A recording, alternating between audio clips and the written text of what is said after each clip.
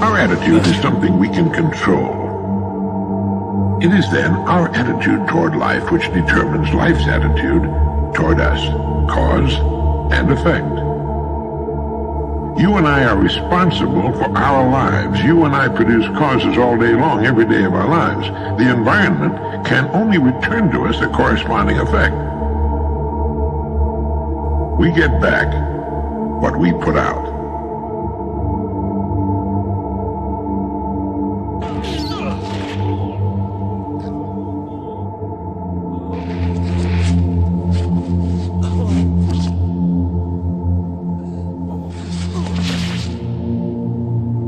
Attitude is the reflection of the person inside.